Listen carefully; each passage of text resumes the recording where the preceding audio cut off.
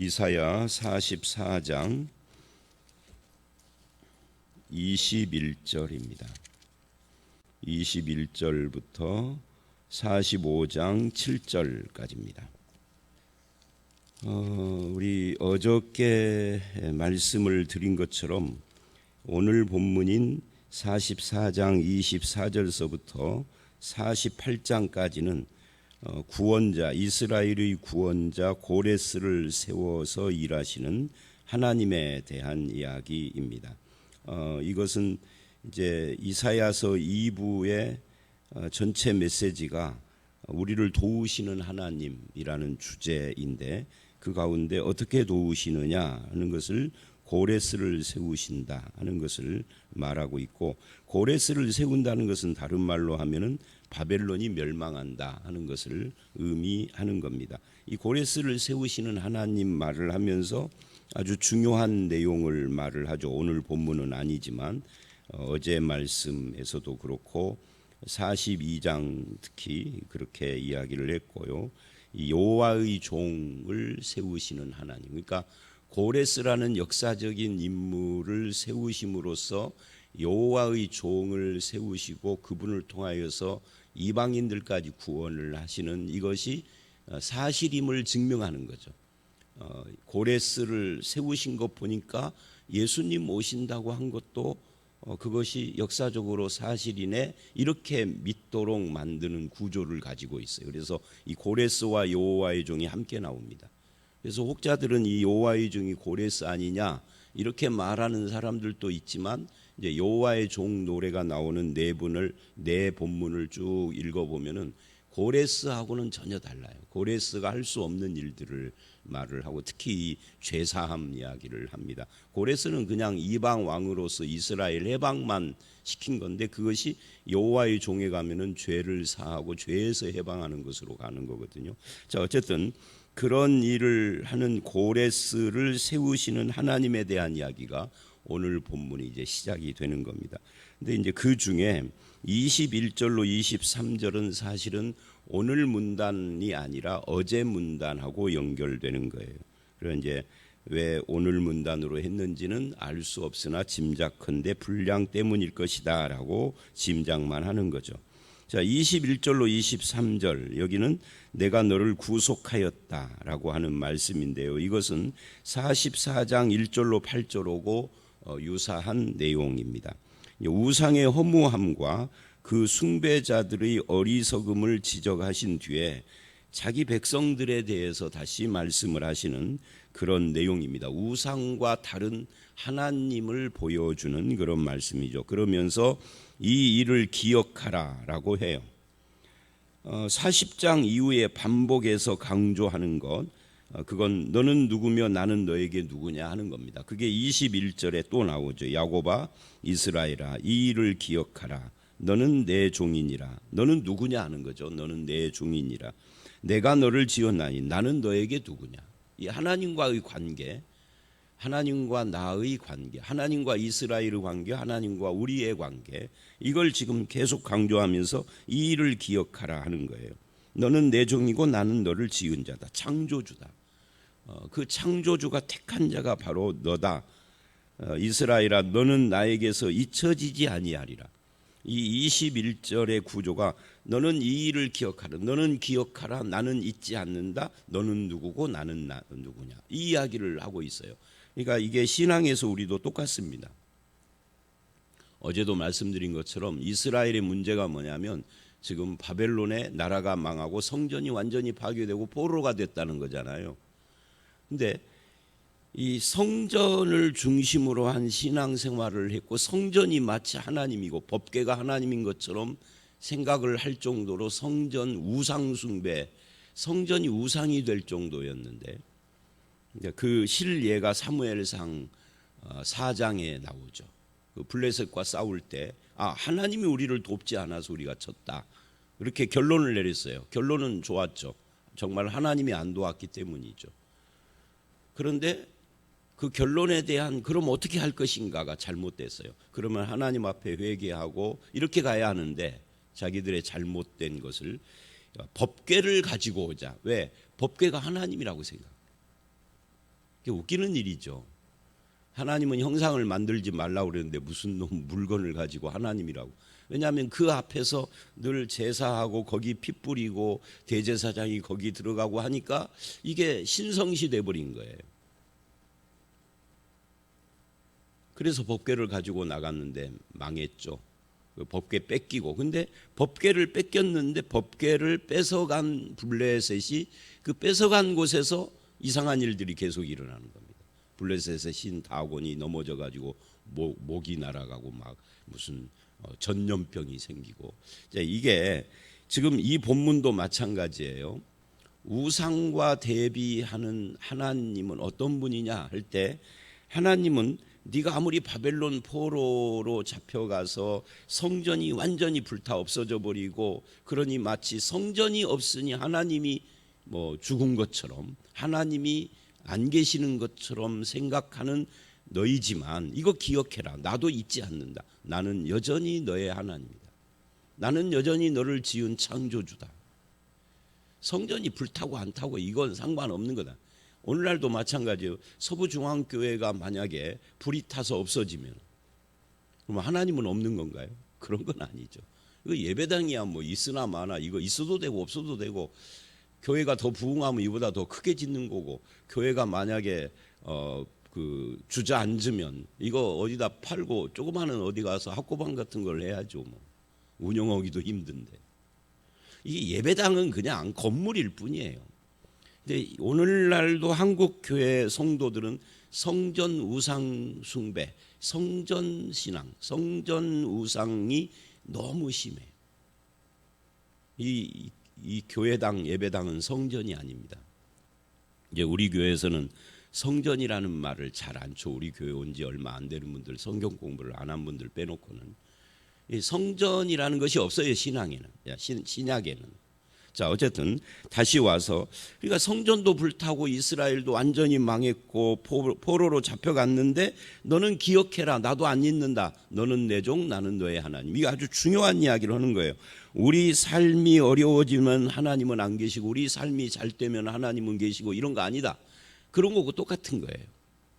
예수 믿는 사람이 잘 살면 하나님이 주신 것이고 못 살면 하나님 믿어도 소용없는 거고 이따위 이야기가 아니다 그 말이에요. 그런 신앙의 태도를 가지고 있는 건 하나님을 잘못 배운 겁니다. 성경을 잘못 배운 겁니다. 그래서 이제 그런 관계에 대한 이야기를 지금 23절까지 해요. 22절, 하나님이 뭐를 하시느냐면 내 허물을 빽빽한 구름같이 내 죄를 안개같이 없이 하였으니. 그러니까 아무리 구름이 빽빽하고 안개가 자욱해도 해가 뜨고 바람이 불면은 사라지는 것처럼 하나님께서 그렇게 하신다. 왜 갑자기 허물과 죄 이야기를 할까요? 이스라엘이 멸망한 것이 그들의 허물과 죄 때문인데, 그것 때문에 하나님이 계시니 안 계시니 하지 말라라고 한 다음에 나는 뭘 하느냐면 이 포로를 통하여서, 포로됨을 통하여서 너의 허물과 죄를 안개같이 없이 하시는 그런 분이다. 내게로 돌아와라. 마음을 돌이키라는 거죠. 여기서 이제 구속이라는 말, 항상 구속이라는 말이 나올 때마다 설명을 하는데 이게 되사다, 값주고 사다 그런 뜻이에요. 하나님께서 값을 누가 치렀느냐면 이스라엘이 치른 것이 아니고 저와 여러분이 치른 것이 아니라 하나님께서 치르신 거예요. 이걸 항상 중요하게 생각을 해야 합니다. 왜냐하면 이번 주일 설교에도 그런 말을 했지만 칭의 구원, 우리가 구원받은 것은 은혜로 되는 겁니다. 내가 값을 치른 적이 없어요. 그러니까 은혜인 거예요. 은혜라는 것은 감동이 아니고요, 내가 치러야 할 값을 내가 아닌 하나님이 대신 치렀다. 이게 은혜인 거거든요. 구원은 은혜입니다. 칭의 구원은, 성화 구원은 은혜가 아니에요. 은혜로 그것도 물론 은혜가 작동을 하지만 성화 구원은 내가 살아가야 하는 거죠. 아무리 하나님의 은혜가 주어져도 내가 그렇게 안 살면 성화가 아닌 거죠. 이걸 분명히 해야 합니다. 영화 구원, 구원의 완성, 이건 하나님의 은혜로 되는 겁니다. 내가 하는 거 아닙니다. 결국은 내가 열심히 주님의 말씀대로 순종하며 살다 보면은 주의 은혜가 나의 구원을 완성하는 거죠. 시작과 완성이 은혜예요. 그러나 성화는, 내가 하나님의 뜻대로 살아가야 하는 거죠. 근데 여기서는 지금 이 신약적으로 말하면 칭의 구원 같은 죄 사함, 그죠? 이 허물을 사하고 죄를 없이 하는 이것은, 이 구원은 하나님이 값주고 사신 것이다. 구속, 값을 치른 분이라는 거죠. 그러므로 내게로 돌아와라. 돌아와라, 이게 뭐예요? 회개하라는 거죠. 하나님의 이 자비와 그 은혜 앞에 돌이켜라. 23절, 여호와께서 이 일을 행하셨으니, 이 구속은 하나님이 하신 것이다, 그런 이야기죠. 하늘아 노래하라, 땅의 깊은 곳들아 높이 부르라, 산들아 나무들아 노래하라. 왜? 구속하셨다. 그러니까 이 하늘, 땅, 산, 나무, 이것은 다른 말로 온 세상입니다. 온 세상이 구속자 하나님을 찬양하는데 딱 너만 찬양하지 않는구나, 이런 거고 비슷한 거예요. 그러니까 온 세상 우주 만물이 하나님을 노래하고 찬양한다면 구속의 은총을 받은 우리는 말할 것도 없는 거죠. 내 백성은 찬송을 위하여라고 했던 것은 노래 부르기 위하여, 찬송이 노래라는 의미가 아니라, 여기서 노래하라 했지만 이 노래와 찬송이라는 것은 하나님의 구속을 높여드리고 감사하고 그러는 것을 말하는 거예요. 어떤 사람은 노래로 하고, 말 못하시는 분들은 노래 못하는 거잖아요. 그러면 그분은 찬송 못하는 게 아니에요. 자, 그리고 이제 24절로 갔습니다. 24절서부터는 내 구속자요 너를 모태에서부터 너를 지은 여호와가 이같이 말하노라 하고 새로운 문단이에요. 근데 24절서부터 마지막 절 28절까지는 본격적으로 고레스에 대해서 말하기 전에 뭐부터 이야기를 하느냐면, 하나님은 누구신가 하는 것부터 말씀을 하시는 겁니다. 이게 전체가 48장까지 아까도 말한 것처럼 고레스라는 작은 왕국인 바사 왕국의 왕을 세워서 그 당시에 상당히 힘이 있었던 메대라고 하는 나라를 병합시키고, 이 메대와 바사가 병합되어져서 이게 페르시아가 되는 겁니다. 바사라는 말이 한글로 바사했지만 원문은 페르시아예요. 그러니까 이 페르시아가 메대를 병합하고 나아가서 그 힘으로 바벨론을 무너뜨려요. 그래서 페르시아 제국을 세우는 겁니다. 근데 그 일의 시초가 고레스라고 하는 이 안샨이라는 곳의 작은 부족의 왕이었었는데, 이 사람을 세워서 한다는 이야기예요. 이제 그 일을 하기 전에 하나님은 누구냐? 24절, 이게 고레스를 축복하신 것이 아니고, 고레스에게 뭐 힘을 주었지만 고레스가 구원받은 것도 아니고, 고레스는요 하나님의 백성이 아니에요. 세상을 제패하는 제국의 왕이 되는 그런 복을 그가 받았는지 모르지만 그건 세상적인 복이고, 구원하고는 상관없는, 고레스는 죽어서 지옥 간 겁니다. 그러나 그를 쓰신 하나님, 그래서 24절이 너의 구속자 할 때 이 고레스가 아니라, 이제 고레스를 이야기를 하기 전에 나는 누구냐를 다시 말하는 거예요. 이스라엘 너의 구속자다. 쓰기는 고레스를 쓰지만 구속은 네가 받은 거야 라고 지금 이야기를 하는 거죠. 그러니까 여러분, 늘 제가 이거 뭐 이제 몇 번 말했는지 세보지도 않았는데요, 우리 교회 설교할 때 수십 번도 더 이 말을 했겠죠. 쓰임받는 것이 복된 것이 아니라 구원받은 것이 복된 겁니다. 쓰임은 그 다음인 거예요. 근데 우리는 쓰임, 나를 안 쓴다라고, 쓰인다라는 게 직책이잖아요. 직분. 그것 때문에 비치고, 그것 때문에 의시되고, 웃겨요. 그죠? 더 귀한 것을 받았으면서도 덜 귀한 것 때문에 삐치고 싸우고 다투고 세력 형성하고 하는 거 보면은 이것들이 되게 웃겨요. 이것들이라는 말은 여러분은 아닐 테니까. 그러니까 나는 너의 고레스를 세울 거지만 너의 구속자다. 이게 중요한 거예요. 내 구속자여 모태에서부터 너를 지은 나 여호와가 말하노라. 나는 만물을 지은 여호와라. 홀로 하늘을 폈으며 나와 함께 한 자 없이 땅을 펼쳤고. 그러니까 만물과 하늘과 땅, 하늘과 땅이 뭐예요? 우주죠. 우주 만물입니다. 합하면 우주 만물을 지으시고 펼치신 분이 하나님이다. 하나님께서 쫙 펴놨다, 그런 이야기죠. 창조주 하나님이 바로 너의 구속자고 너를 모태에서부터 지은 자다. 그러므로 25절, 헛된 말을 하는 자들의 징표를 폐하며, 이제 하나님이 우주 만물 창조에서부터 확 줄였어요. 줄여서 헛된 말을 하는 자들의 징표 이야기를 합니다. 점치는 자들을 미치게 하며 지혜로운 자들을 물리쳐. 이게 이제 누구냐면 헛된 말, 점치는 자, 지혜로운 자 다 비슷한 사람들인데, 이게 우상 숭배자들을 말해요. 바벨론뿐만 아니라 고대 국가가 다 마찬가지인데, 바벨론이나 페르시아나 다 종교가 국가를 통치하는 데 아주 중요한 역할을 했어요. 그래서 이 종교의 전문가들, 그들이 이제 박수, 오늘 한국으로 말하면 무당들이죠. 이런 사람들이 왕에게 참모 역할을 하는 겁니다. 근데 이런 사람들이 나불대는 입술을 통하여서 어디를 공격을 해서 전쟁을 일으키기도 하고 막 이런 일을 하는 거예요.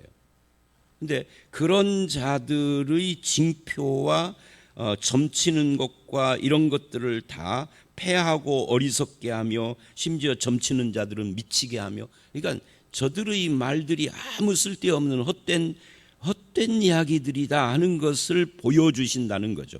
그러면서 뭐를 이야기를 하느냐면 25절에 헛된 것을 말을 한 다음에 26절을 보면 오직 하나님만이 그 종의 말을 성취시키고 그 사자들의 계획을 성취하는 그런 분이다.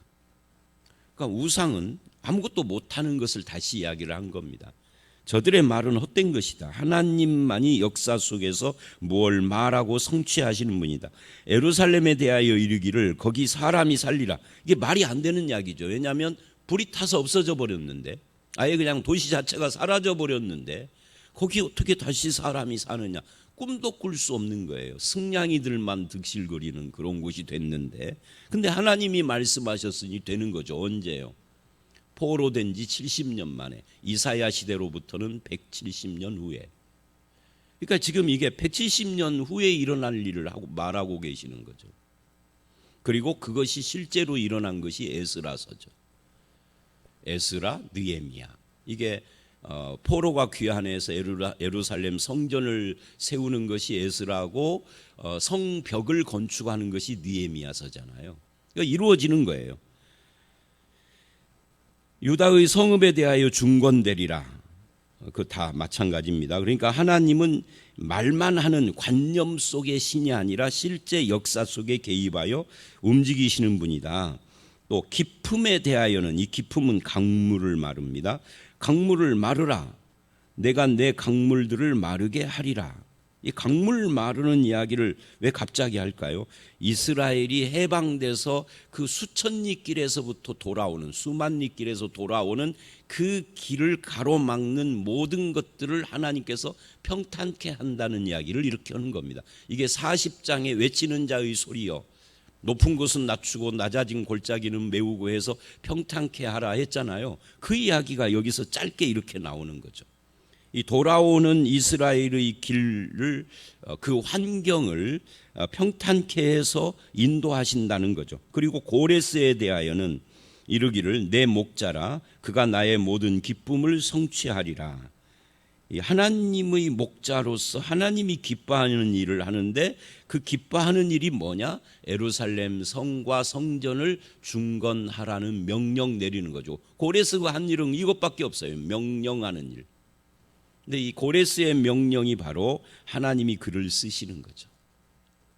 성전에 대하여 내 기초가 놓여지리라 하는 자니라 라고 말씀을 하는데, 이것이 역사 속에 이루어졌다 하는 이야기죠. 그리고 이제 45장 1절서부터 7절까지는 이 고레스에 대한 이야기를 좀 더 강화해서 말씀을 하는 그런 내용이라고 할 수가 있습니다.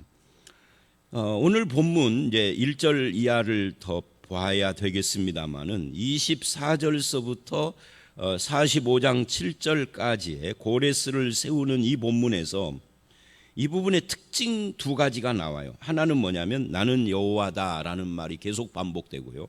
그 다음에 나는 무엇을 하였다라는 말이 또 반복되는. 그래서 이 두 가지가 계속 반복돼요. 이걸 두 가지를 반복하는 이유는 뭐라고요? 하나님께서 일하신다. 역사 속에 일하신다. 이걸 말하는 겁니다. 자, 나는 여호와다 또는 45장 1절 여호와께서라는 말씀을 하는데 이 여호와라는 말은 스스로 있는 자, 자존자족이라는 뜻입니다. 그래서 우리가 겸손해야 하는 것이 뭐냐면 하나님은 우리가 도와주는 분이 아니에요. 하나님이 우리를 도우시는 분이지 내가 하나님을 돕는 일은 없어요. 여러분이 가지고 있는 아파트를 팔아가지고 어디에다 그 시골에다 사놓은 땅을 100만 평을 팔아서 교회에 바쳐도 하나님 돕는 건 아닙니다. 착각하면 안 돼요. 여호와가 스스로 있다. 이 자존자족이라는 것은 자존. 내가 안 믿는 사람하고 말씨름을 해서 하나님이 있다는 증명을 못하고 졌어. 그러면 하나님이 없어지나요?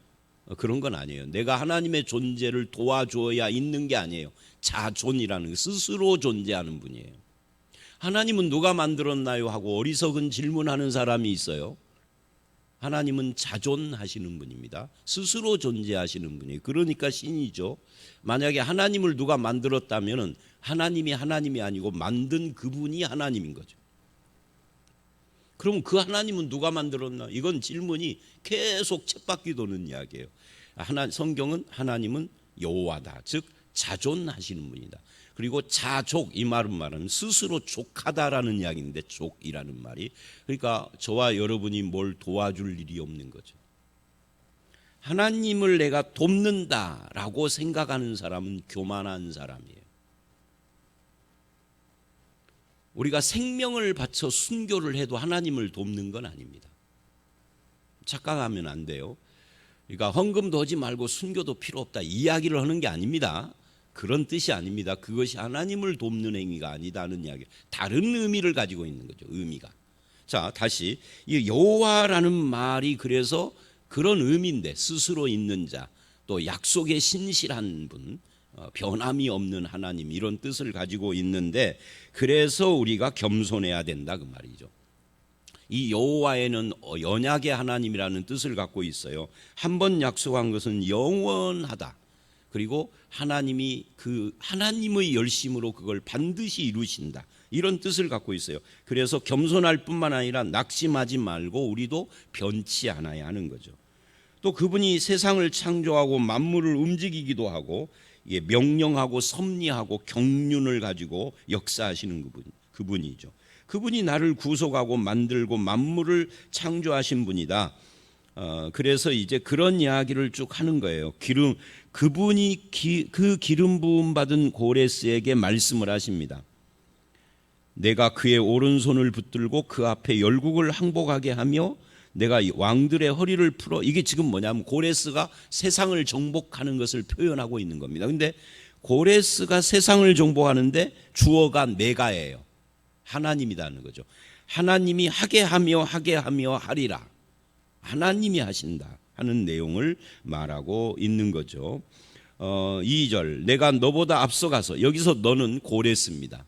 고레스가 어디를 인도 북부를 정복하러 간다. 그러면 하나님이 앞서가셔서 험한 곳을 평탄케 하며 논문을 쳐부수고 쇠빗장을 꺾고, 그러니까 고레스가 파죽지세로 세상을 정복을 했는데 그거 다 하나님이 역사하신 것이다 라고 말을 하는 거예요. 아직 고레스가 태어나기도 전입니다. 이 말씀이. 고레스가 이것을 170년 후에 하는 거니까요. 170년 전에 지금 이 말씀을 하는 거예요. 또 3절 내가 흑암 중의 보좌와 은밀한 곳에 숨은 재물을 주어 내 이름을 부르는 자가 나 여호와 이스라엘의 하나님인 줄 내가 알게 하리라. 결국 이런 말씀을 미리 170년 전에 하는 이유는 하나님이 누군가, 그분이 이스라엘과 어떤 관계인가를 알게 하려고 한다, 그런 뜻입니다. 4절 나의 종 야곱 내가 택한 자 이스라엘 곧 너를 위하여 내 이름을 불러. 그러니까 너를 위하여는 이스라엘을 말하는 겁니다. 내 이름을 불러 너는 나를 알지 못하였을지라도 내게 칭호를 주었노라. 이스라엘 때문에 고레스를 부르고 이스라엘 때문에 고레스를 세웠다 그 말입니다. 나는 여호와라. 나 외에 다른 이가 없나니 나밖에 신이 없느니라. 너는 나를 알지 못하였을지라도 나는 내 띠를 동일 것이요. 그러니까 하나님 이외에 다른 이가 없다. 다른 신은 없다. 이게 유일신이에요. 세상에는 수많은 신들이 있죠. 그건 뭐예요? 신이라 칭하는 것들이죠. 사람들이 만들어낸 것들. 그러지 실제로 신은 없다가 기독교가 말하는 거고 성경이 말하는 겁니다. 사탄은 신이 아닙니다. 하나님의 피조물의 타락이죠. 천사의 타락이라고 그러는데 신이 아닙니다. 아무리 능력이 있고 뭐 영이 움직이고 그래도 그건 신은 아닙니다. 신은요 스스로 존재하고 영원불멸해야 신이죠. 이제 사탄은 존재하지 않았던 때가 있고 멸망하는 때가 있고 신이 아닌 거예요. 그거를 우리가 인정해라 그런 말이에요. 해 뜨는 곳에서부터 지는 곳까지 온 세상이죠. 나 밖에 다른 이가 없는 줄 알게 하리라. 그러니까 고레스를 세우시는 이유는 하나님만이 유일하신 분이다를 이스라엘도 알고 고레스도 알고 온 세상이 알게 하는데 목적이 있다는 겁니다. 마지막 7절 나는 빛도 짓고 어둠도 창조하며 나는 평안도 짓고 환난도 창조하나니 나는 여호와라. 이 모든 일들을 행하는 자니라 하였노라. 자, 이 말씀이 이제 굉장히 중요한 말씀이죠. 왜냐하면 하나님은 빛만 지은 분이 아니라 어둠도 지으신 분이다. 그러니까 평안도 지었지만 환난도 지으신 분이 하나님이다라고 하니까 그러니까 이제 서론에서 제가 말을 했던 것처럼 이스라엘의 문제가 뭐냐면 자기들이 환난에 처한 것 때문에 하나님을 부정하는 거죠. 우리도 마찬가지입니다. 내가 어려움 가운데 있으면 하나님을 부정하는 것이 우리들의 특징인데 그 잘못된 것이라는 거죠. 하나님이 빛만이 아니라 어둠도 창조한 이유가 있는 거죠. 예를 들면 우리가 하나님에 대해서 다 알 수는 없지만 이 신자에게 어두움을 주는 이유는 마치 이런 것과 똑같아요. 그 가로수 밑에 있는 농작물이 알이 연글지 않는 것과 비슷해요. 그래서 밤이 되면 온 세상이 깜깜해야 식물도 자라요. 낮이 되면 햇빛이 강렬해야 식물이 알차게 연글어요. 가을에 햇빛이 적으면은 곡식 수확량이 떨어진다 그러잖아요. 그리고 가로수 밑에 있는 그 환한 불빛 밑에 있는 벼가 알곡이 연글지 않는다고 그러잖아요. 이거는 식물만 그러는 게 아니라 동물도 마찬가지예요. 그래서 밤이 절대적으로 필요한 거예요. 우리는 밤은 없으면 하지만 인생에 밤이 있었기 때문에 성숙한 거죠. 그래서 부잣집 도련님들은 열 몇 살만 되면 미국 유학 가서 마약을 하고 해롱거려요. 그죠? 이재용이나 뭐 이런 애들 다 비슷하잖아요. 그래서 감옥을 들락날락하고 돈으로 때웠기 때문에 멀쩡한 거지. 서민들 같으면은 이미 인생 끝장난 거죠. 그런데 집이 가난한 아이들은 벌써 15살만 되면은 속이 들어가지고 아르바이트를 해. 똑같은 이야기예요. 빛만 있으면은 안 되는 것이 인생인 거죠. 어둠도 필요한 거죠.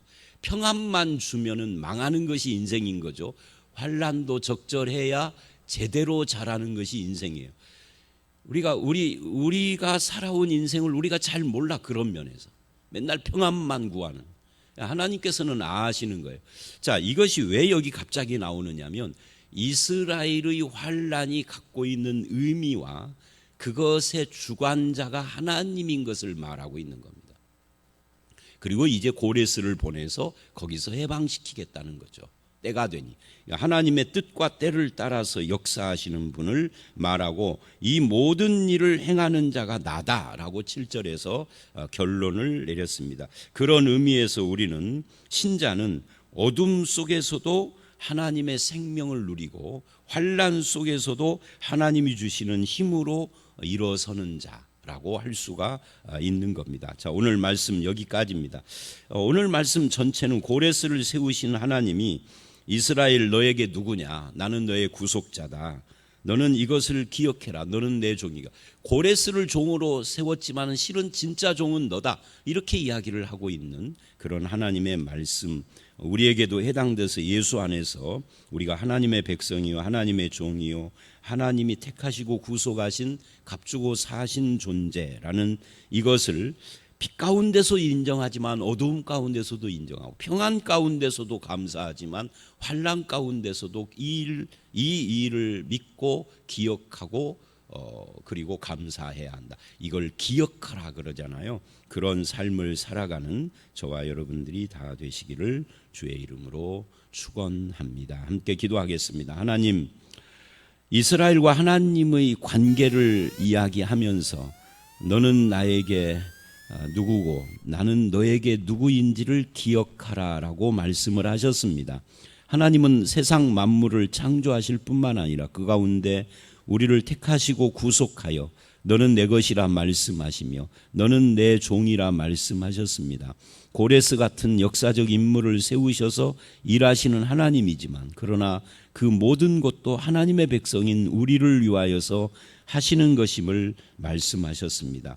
우리에게 빛도 주지만 어두움도 주고 평안도 주지만 환난도 주는 이유가 우리를 성숙해 하고 우리를 복되게 하려는 하나님의 마음이 담겨 있음을 알았습니다. 어떤 상황 속에서도 흔들리지 않고 여호와 하나님과 그 하나님의 은혜의 말씀을 붙들고 살아가는 우리 모두가 되도록 주님 함께 하시고 거기서 믿음을 갖고 소망을 잃지 않는 그런 삶을 살아갈 수 있도록 항상 우리를 도와주시옵소서.